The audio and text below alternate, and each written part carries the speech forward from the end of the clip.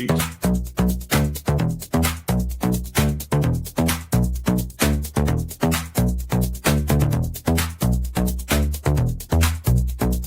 Thank you for your service. Now I'll give you my backhand. My winner whizzes down the line. Betting weekly tennis live. Are you ready for it? Here we go.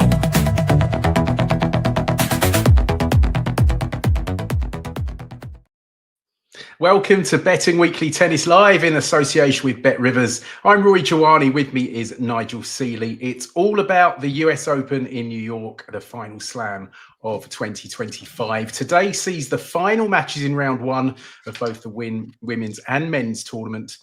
We'll be keeping you across all the in-play action. There's lots of it, as well as looking ahead to some of tonight's and tomorrow's encounters. Remember, we want to get your thoughts and comments on the action. We're also on social media at Because We Win. And if you like what you hear on our shows, sign up for our newsletter, get exclusive tips and the free Insider magazine. Sign up for free at bettingweeklystudios.com. And Bet Rivers are running a special promotion for this US Open. Log into your Bet Rivers app or your betrivers.com account every day of the US Open to receive a profit boost of up to 50% for US Open wagering. See the app and website for more details. Good afternoon, Nigel. Let's start looking at some in-play betting. We spoke on our round one match preview about Beatriz, Haddad, Maia and Sonay Kartal. And you said it would be a very good match for trading, and you were spot on. Haddad Maia won the first set 6-3. Kartal won the second 6-1. And the third, Haddad Maia's 4-love up and 15-love up. So she's minus $100. Kartal's plus $15. So if you were trading on that one, you should have been able to get out for a profit. Yeah, two players who've been good afternoon to you, Roy. Two players who've been in terrible form coming into it. Obviously, Haddad Maia's had an awful season, but she's a player that's gone deep in this tournament before, former semi-finalist and quarter-finalist before. She's 4-love up, but she just made I was watching the game there. She just made a run to the net to pass a passing shot, Kartal, and she looked like she's pulled up.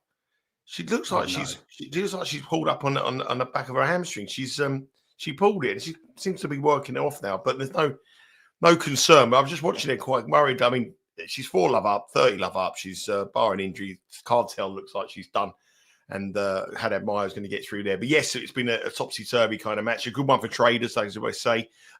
Nice to get something right on the women's draw. To be fair, it's been a very, very bad start for me. 2 bets so far, 2 losers, but hopefully we've got 2 today, and one's going to start in a minute actually. So hopefully we can get some more bets cashing rather than losing. But yeah, it was an interesting little point there. Kartal 30-love up, 4-0 up serving, and Haddad Maia against Kartal looks like she's going to go through. Yeah, you've got another match coming up, as you say. Lois Boisson against Viktorija Golubic. Boisson, who had that great run to the French Open semi-finals, plus 118. Golubic plus minus 148. Because Boisson definitely a clay court player, isn't she? She's not really done much on hard. No, I mean I just did a recorded betting weekly game bet match with Sean today, and he reckons it's quite quick, and he reckons the outside courts are quicker than Arthur Ashe as well, which usually you tend to find because they get more sun on the courts, which makes them quicker. Arthur Ashe is a big. It's in a lot of shadow, so especially same in Miami as well. The centre court is the same, and then the outside court we get more sun quicker. And I'm looking forward to that one. I've gone with Golubic minus 1.5 purely and simply because of that terrible record that you just touched on there on Boisson. I mean, she's played 5 matches this year on indoors grass or hard, and she only won 1. All her best form has come on clay, and they did play on clay back in 2021, admittedly, but Golubic won 6-2, 6-4, and I think Golubic on this quicker surface has got the slight edge. So I've gone for minus 1.5. I also bet on the money line, but it's minus 148. That is a price that a lot of people would be getting involved in. I'm telling you something now. This Haddad Maia is injured. She's pulled up. It's 30-40 now from 30-love. She's not moving at all. If she gets broken here, you might want to be getting involved in Kartal at $7 because she's definitely pulled up. Just as we were going live, it was 15-love, and she ran to the passing shot Kartal, and she pulled the back of her hamstring, and she hasn't moved at all. Look at her, so she's not making any movement whatsoever. Kartal, this is a live bet here. Kartal's just broken her, right? She's not moving. She's plus 425 now, 4-1. She's definitely injured. Definitely. Kartal has got a chance here. This is not over by any stretch of the imagination. It was literally the point we come live. And, you want to be betting Kartal at plus 425 here in play. So there you go. And you can't tell that just from looking at the odds. This is obviously Nigel's just seen what's happened live in play. Of course, you can bet in running, stream all the action for the US Open with Bet Rivers. And if you've been watching that, you've got an edge, a big edge on some punters, because you've seen that Haddad Maia is injured, and it could be a struggle now from 4-1 up. Great to see all your comments coming in. Only one women's match going on at the moment. That is Haddad Maia Kartal. We said Boisson Golubic is about to start. I just saw a comment there all over Shnaider to be beaten, I think. Plus 225. That was it. Siegemund against Shnaider. I think Aditya was saying Siegemund at plus 225. D. Johnson reckons over 21.5 total games or over 2.5 sets. I mean, Shnaider obviously just won in Cleveland last week. And it sounds like she's working with, let's get this right, Sasha Bajin, who was Naomi Osaka's old coach, because Shnaider was working with Igor Andreev last season when she had such a good year. Then she was coached by her father, and her form nosedived, and it's been pretty dodgy. But since she's linked up with Bajin, it seems to have picked up again. Yeah, but obviously, I mean, if any player that won the tournament the week before Wimbledon was beaten in the first round, and that prep tournament, you don't really want to be going deep. And it was a big win for Shnaider. Obviously, she hadn't had any form in the year, and she went and won that tournament.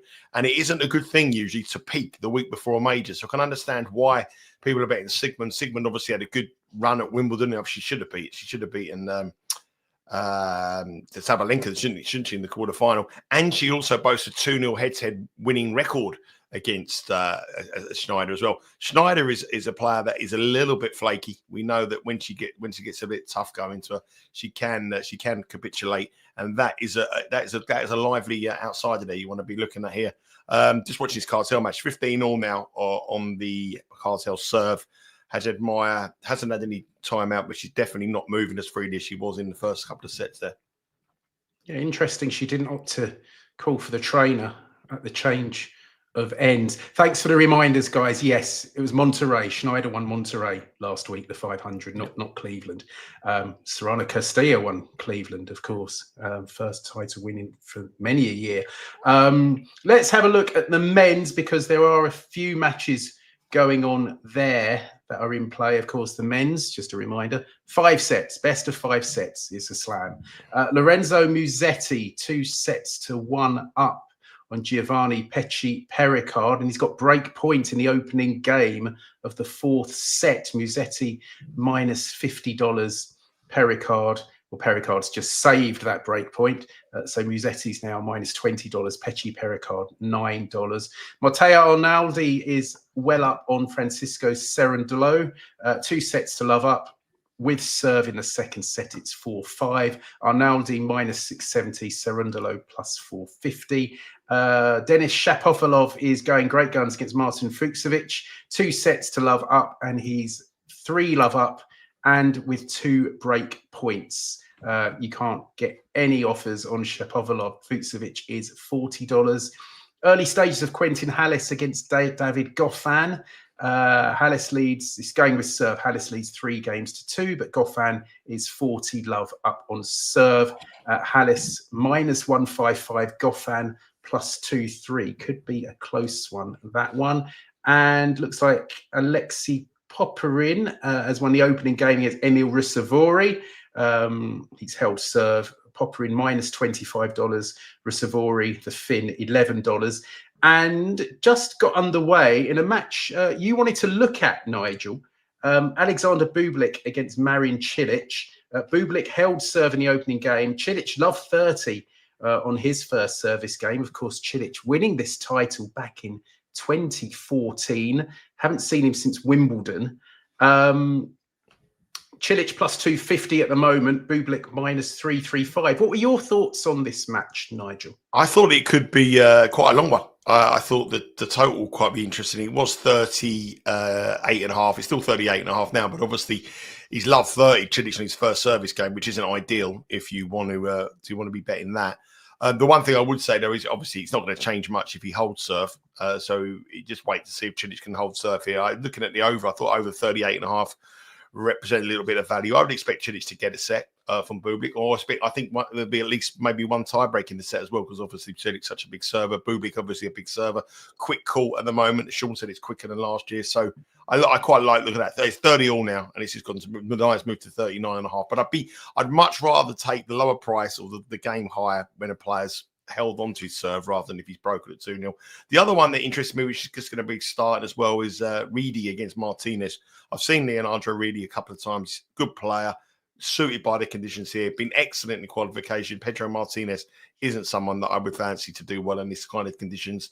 And Reidi on the spread is minus 2.5 at minus 120. I think Reidi will cover the 2.5 against Martinez. So, yeah, that was my best bet. But just before the match is kicking off here in the men's, Reidi minus 2.5, and on the women's, I like Golubic minus 1.5. That's just started. It's 1-1. So they're my two bets. But obviously, Bublik, Cilic, Cilic's 40-30. If Cilic holds serve, I'd look at the total games in there as well. Yeah, also just about to get underway, Valentin Royer against Schoolkate Boo. And I think one of our viewers fancies Royer at plus 150. The Frenchman's now plus 138 to win that match. Boo is minus 175.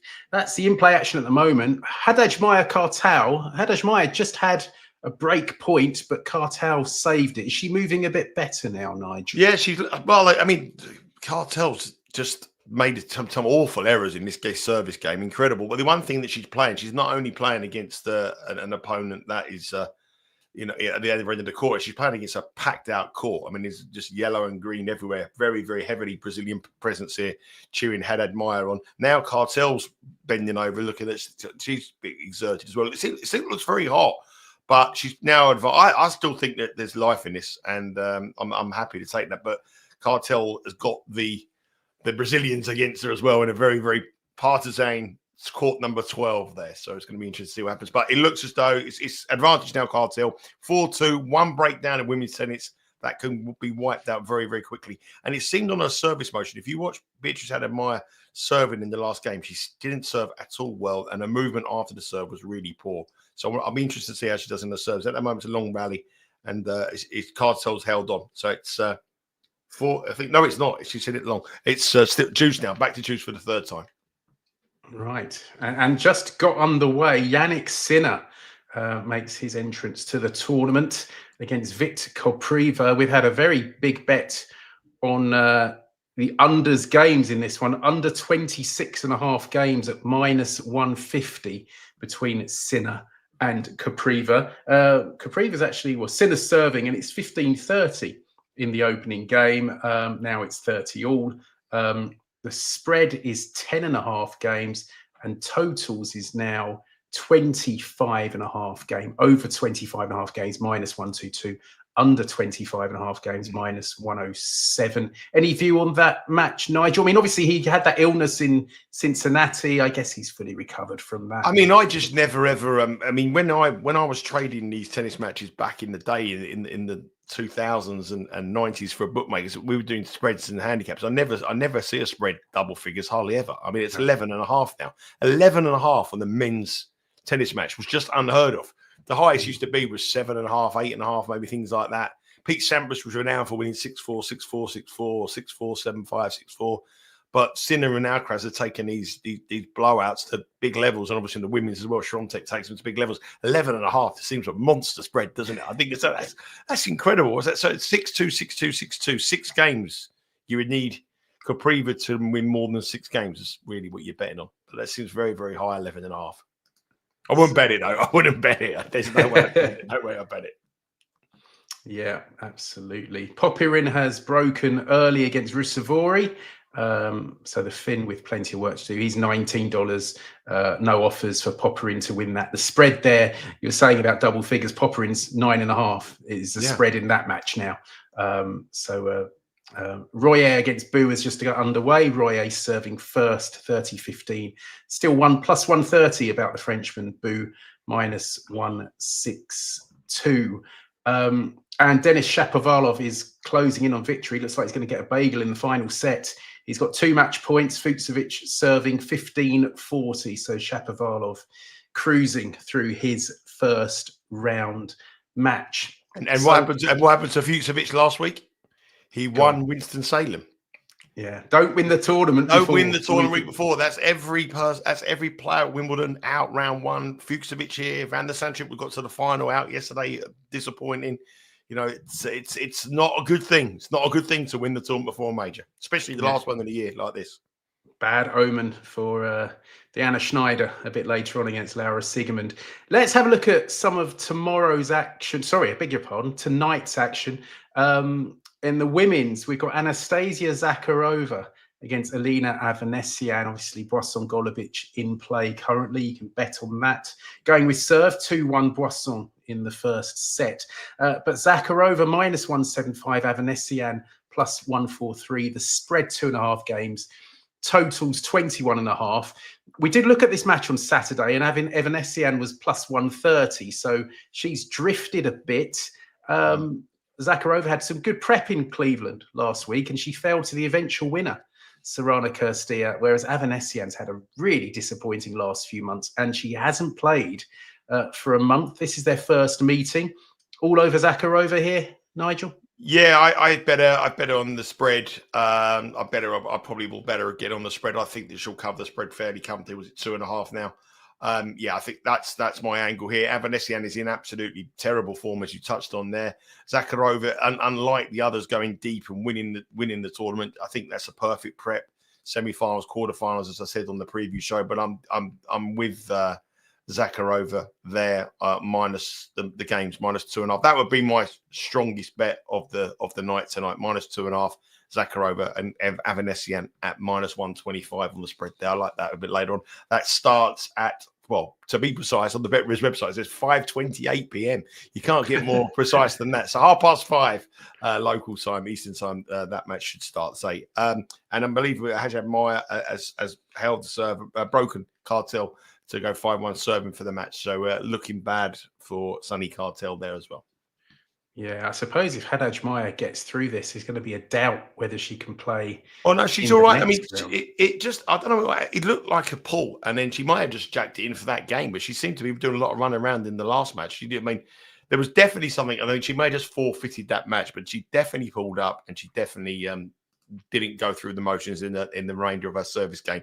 But in that Kartal match where she had to break, she raised the level a little bit when Kartal just made so many unforced errors. It was just a very, very bad game from the Brit. Yeah. You were talking about the court speed. I was watching I was on double bagel watch for Iga Swiatek against Emiliana Arango. She didn't do it. Arango actually held serve in the opening game, her opening games. I think Swiatek with her worst return game I've ever seen. I think every return went wide or long. I think she was shocked at how slowly the second serve was coming at her.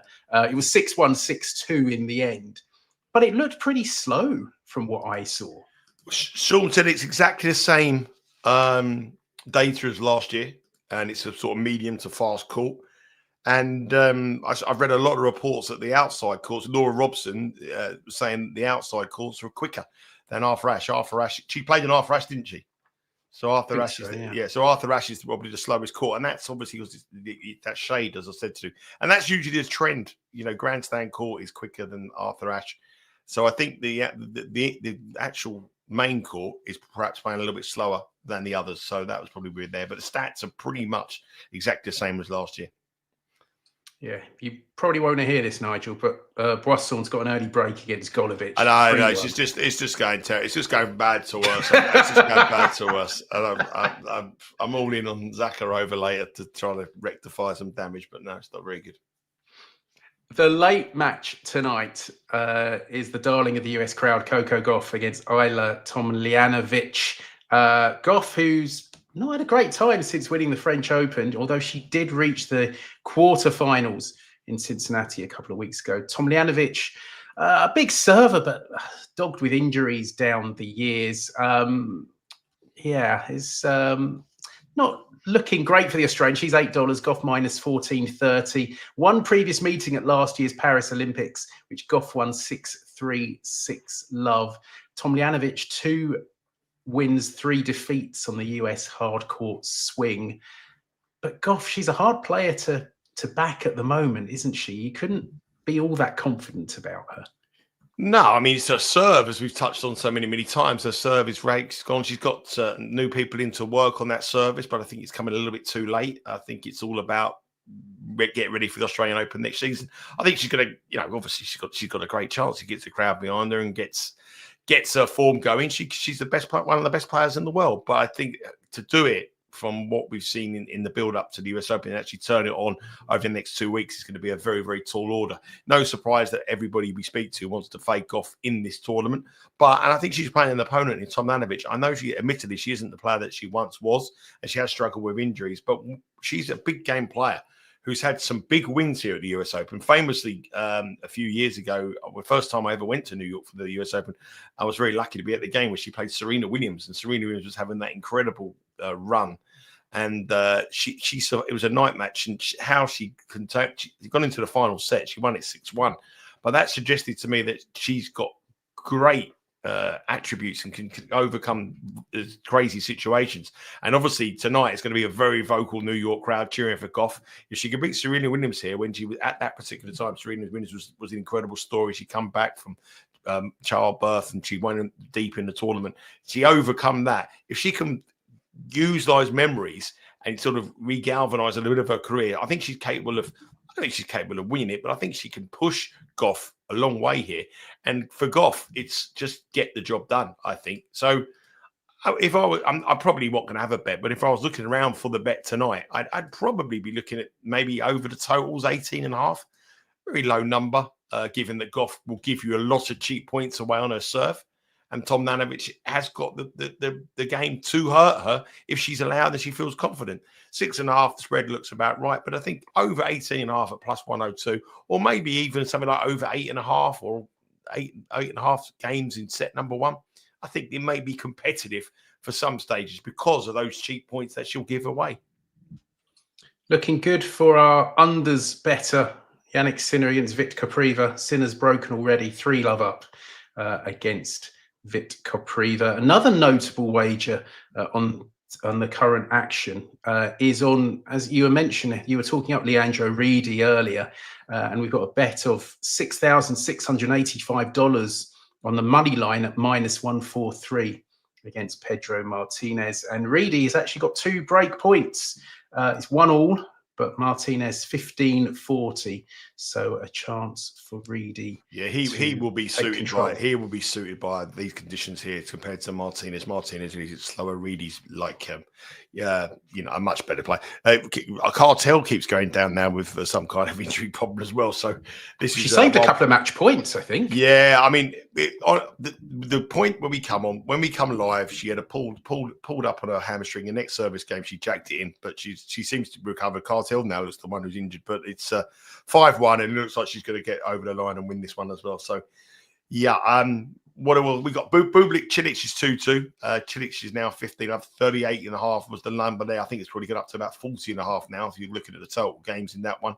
It is 40.5. Yeah, Boisson is bossing the match against Golubic. She's 4-1 up there, so that's not a very good performance there. 4-2 Golubic now just served there, but it is only one breaker serve, and she's turning. She hasn't got any form on this surface, nothing at all to back that up. So we'll see how that one materializes. But obviously, women's tennis, one breaker serve can be wiped away very, very quickly, as we've seen over the years.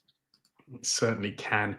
Let's look at some of today's matches on the men's side. We've already discussed Bublik Cilic, which is in progress. Lorenzo Sonego minus 265 against Tristan Schoolkate plus 205. Spreads 4.5 games, totals 38.5. Neither man in great form. This is their first meeting. What's your angle here, Nigel? I think that Schoolkate can definitely cause problems for Sonego. I think Schoolkate is a player that I've watched many times. Very big serving, gets quite pumped up. Got a good record on hard court this year. Obviously not this high level, but I think this might be quite competitive. I know Sean's got an official play on this on the show on Betting Weekly Game Bet Match if you want to have a look at that. But I was looking at the totals. I thought the total games there could be a way forward because I would expect Schoolkate to take a set off him. So, I was looking at total games on that one, which were 38.5. Again, I quite like over plus 120. I think that will go to a minimum of 4 sets. I quite like that one. So there is situation there. Overs gains for Sonego and Schoolkate. And on the screen there, final match of today's matches on the men's side. Stefanos Tsitsipas minus $2 against Alexandra Muller plus 155. I've got to say, given the form that Tsitsipas is in, I'd say you're a brave man to take minus $2 about him winning a match against anyone at the moment. He's won both previous meetings against Muller, Shanghai last year, Rome this year in straight sets. But I wouldn't be rushing to take him at minus $2 there, Nigel. Well, people are betting with Bet Rivers. He's been bet today. I don't know how anybody can bet him, as you say. I think this is another one that could be a long match. Sean again has an angle on this one, but I think the confidence that Tsitsipas is in at the moment, he's only won one match since before Wimbledon. Prior to that was in Halle in June. One match. He's had 7 defeats in his last 8 matches. Boo beat him in Winston-Salem. Bonzi beat him in Cincinnati. This is a fall from grace from a player who was guaranteed top 6, 1,000 winner Monte Carlo and done well there a few times. But on clay is his only real surface now. I think he's not a force to be reckoned with anymore. And Muller's got nothing to lose and will absolutely relish this. Muller's a big win for Muller, but could actually see him overtake Tsitsipas in the world rankings. Tsitsipas could fall out the top 32 if he doesn't win this match. So a huge fall from grace here. And again, I'm quite intrigued. I quite like the overs. I do like. See, the reason I like all the dogs here to get something to get at least a set. So there's many ways you can play. You can play it on the set handicap. You can play them on the game handicap. The game handicap worries me sometimes because you can call it absolutely spot on, and then they could lose a set 6-2 or 6-1, and you give all the hard work away. So look at the total. Look at the set handicap, whichever way you want to do it. But I do think that these 3 matches on that screen could go a long ways tonight. 4 or 5 sets minimum for all 3 of them. And Bublik has just saved 2 break points against Cilic, but he did hold for 3-2. And Royer has a break early on against Boo. He leads 2-love. And Sinner has broken again. He's 4-love up in the first set. 11.5 handicap was always. I always say get those 11.5 handicaps. Brilliant. Incredible, isn't it? I mean, they're just so good. They're like that. They're on a different level, aren't they? They really they're just incredible turnaround. I mean, how good they are. And anybody who thinks that he was injured and wanted to worry about his form coming in there, he's just showing you how good he is. Exactly. So let's go back to some of the in-play action. On the men's side, Lorenzo Musetti 4-2 up in the 4th set against Giovanni and Pecci Pericard. So the Italian looking good there. Matteo Arnaldi 2-1. So Cerundolo's won the 3rd set. Cerundolo serving at the start of the 4th. He's plus 188. Arnaldi minus 240. Spread is 5.5 games. Total's now 44.5. That could be interesting if Cerundolo makes a solid start to this 4th set. Hallis against Goffin. Goffin has a break point on a Hallis serve. Currently 4-all. So Goffin, if he wins, that would go 5-4 up, and he'd be serving for the set. Reidi 3-1 up on Pedro Martinez. And Martinez serving at 30-15 in the 5th game of that opening set. Popperin 4-2 up on Risivori, and Bublik Cilic. I think this one could go deep, Nigel. I think you could be right here. Cilic serving is love 15 at the moment. Cilic plus 220, Bublik minus 286, and Sinner is just about to go 5 love up on Vic Kopriva. As you say, double figures On the handicap, no problem at all. On the women's side, Golubic is serving to stay in the first set against Lois Boisson. 2-5 the score there. And I think that's still the only live match at the moment. It is the only one. Collins and Christian is next up. Dollarhide and Wang, and then Anisimova against Birrell. They're the next 4 matches on the women's tour. So all about the men in play now. Yeah, saw one comment asking about Sevastova. Any thoughts on that one? I think she's quite a big underdog tonight. I've forgotten who she's playing, but I know she's an underdog. I'll find it at some point. Alexandrova, that's right, who made the final in is it Monterey or Cleveland? She made it in Monterey. She was Monterey. She beat by Shnaider. She beat Shnaider in the final. Alexandrova -375, Sevastova +285. I mean, if it is playing slow, that will help Sevastova. She's got one of the best drop shots around. Alexandrova, we know, big server, good player. Can be a bit flaky at times, as we know. I think Alexandrova should probably have too much for Sevastova tonight. Although my form of late is nothing to write home about, so I wouldn't put you off Sevastova at the moment. Nigel, let's have a quick look at tomorrow's matches. We've got a few on the women's side and the men's side.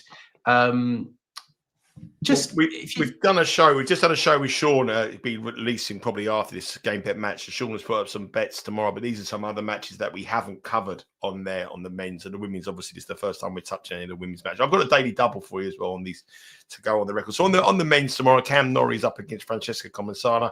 Cam Norrie obviously come through against an injured Sebastian Korda, another really, really disappointing performance from Kev Korda, another injury. Cam Norrie is a favourite -225. Comensana's a big, big game player, +180. I think he could cause him some problems. 4.5 is the spread there, and the 37.5. Again, my angle would be, I don't think it's going to be easy for Cam Norrie. I mean, I just think Cam Norrie at -225 is a very, very, very short price. I would expect Comensana to raise his game, and he has done in majors before, so that's interesting. Benjamin Bonzi against Marcus Giron is an absolute 50-50 call, and I think rightly so, as the odds suggest there. Bonzi obviously come through against beating Daniel Medvedev in that wild match where Medvedev lost his head.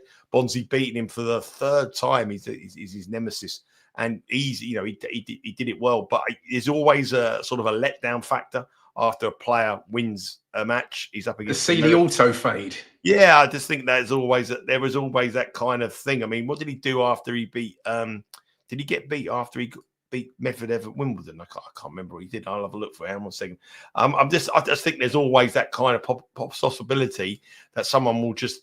Yeah, he did. He got beat by Jordan Thompson, an injured Jordan Thompson. Yeah, when he was like a -$2 favorite, and he got beat after Medvedev. There is that kind of thick factor, and I'd be looking at Giron rather than Benjamin Bonzi. But I do believe it's a genuine 50-50 call. But the edge I would give to Marcus Giron in that one. And finally, the bottom one there, I think there's a little bit bet here. I don't think Jack Draper was fit. I just thought that first round match against him, I thought he didn't look fit. His movement was questionable. He hasn't played tennis for a long, long time. I think he'd have enough to get past Bergs, because Bergs is a very flaky player. But the number 5 seed, to me, just didn't look 100% fit. That was his first match since the second round defeat against Marin Cilic. A long time off the court. It's going to be quite a hot day again tomorrow, I believe. If you look at the weather forecast, it's going to be quite hot. Draper doesn't want it really, really hot and humid. I think he wants it cooler. Obviously, he's got a brilliant record in New York, which I accept, but he isn't fit, in my opinion. And they've met twice before, and Draper has won them both. But Bergs has covered the spread in both matches. They met in Wimbledon in 2022. It was 6-4, 6-4, 7-6. Obviously, Jack Draper has come on to be a much better player now than he was then. But I do think 6.5 Bergs start at -103 is an angle in here. I would expect Draper to win, but I don't think he's going to have it all his way. And I question his fitness, having that long layoff since Wimbledon. So Zizou Bergs +6.5, I'm going for tomorrow. That's the first leg of my daily double. And my second leg is in the women's draw. If we look at the women's matches, there's a few matches up there. And the one that caught my, I mean, Rebecca and Valentova is going to be a brilliant match. The young, talented teenager against the former Grand Slam champion, former Wimbledon champion.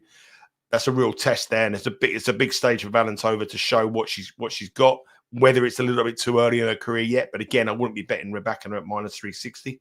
Kazatkina is always a fade for me at this state of her career. I don't think she's ever going to be on her. I think Rakimova's got a great chance here at +$2.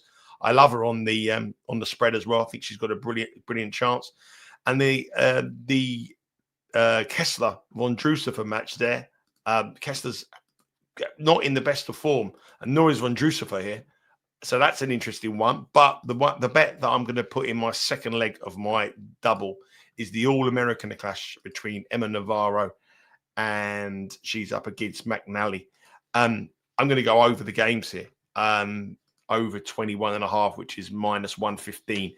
Now, it's a bit of a strange one because they met in Indian Wells in 2023 and it went to 3 sets, but there was only 21 games. It was McNally won 6-1 the first set, and then Navarro won 6-1, 6-1. So it was a very one-sided, very one-sided set. But it didn't cash the over despite going to 3 sets.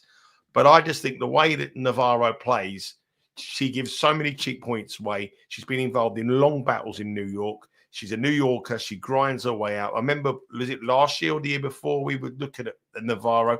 I think she played best. She was in the 3-set match in every single one of her matches, all the way through to the quarterfinals. I think it was. What year was it? It was. Yeah, it was last year. She beat Badosa. Yeah, who I picked out right, and Badosa was brilliant in the second set, and then she fell apart. Yeah, and she plays. I see her play Emma Raducanu in Miami a few years ago, and she was absolutely. It was the most incredible. Like it was a trading match was crazy. Both girls didn't want to win it, and it went on. And Navarro puts you through it when she plays. She's up against an opponent that I think is a good young up and coming prospect. McNally, she could have good support. She's had a good year this year. She's been in great form. Good win in the first round against Teichmann. Decent run. You know, she decent run in Montreal where she got beat by Madison Keys, but in a close match, and she won a couple of challenges as well. I think that'll be a long match. I probably believe it'll be a night match. I would have thought All-American Navarro being a New Yorker. I think it'll probably be a night match, which I think will help it more to be an overs. So my daily double for tomorrow is Bergs +6.5 and over 21.5 in the match between Navarro and McNally. I also like. I think Rakimova will beat Kazatkina. If you want a dog tomorrow, anything bigger than 2-1, Rakimova to beat Kazatkina, because I think Kazatkina is going down in the rankings, and her career is moving in one direction, and it's down. So Bergs +6.5 games against Jack Draper at -103. Navarro McNally over 21.5 games at -115. The daily double pays +270. And Nigel also tipped up a dog there in Kamila Rakimova against Daria Kazatkina. So that's pretty much it for Betting Weekly Tennis Live for today. Who's on tomorrow? I think it must be Mitch tomorrow. I think it's Mitch and Tim tomorrow, because I think I am flying to New York tomorrow morning to go to tennis. So I'm off out tomorrow morning. So yeah, I'm usually on a Wednesday with. I used to do the Wednesday shift, but I've swapped it for the Tuesday today with Tim. So I think it's Tim and Mitch tomorrow. Yeah, well, enjoy. Safe flight, safe travels to New York, Nigel, and I hope you enjoy it out there. And it sounds like you've got a busy few days planned, not just the tennis. You sing Oasis out there, did you say again? Yeah. We're going to the Army college game, football on Friday night. Looking forward to that. And then we're going to Oasis. Going to MLS match as well. I'm never going to go see an MLS match. I might catch a bit of baseball as well. So 2 days at the tennis and a lot of other sporting action. So it's going to be a busy week. And obviously, I'm going to be back with you on Saturday on Betting Weekly WTA. We are back with Sean as well. Betting Weekly Premier League as well. And it's not just the rest. It's not just the rest period. There's lots of work to be done, but early in the mornings. Oh, well, good luck, Nigel, and safe travels, and have a great time in New York. Thanks, I'll mate. speak to you on Saturday. Thank you for joining us. Thanks for all your comments. Don't forget the profit boost Bet Rivers offer. Go and check the Bet Rivers app and betrivers.com for details. Enjoy the US Open, and we'll see you again soon on Betting Weekly Tennis Live.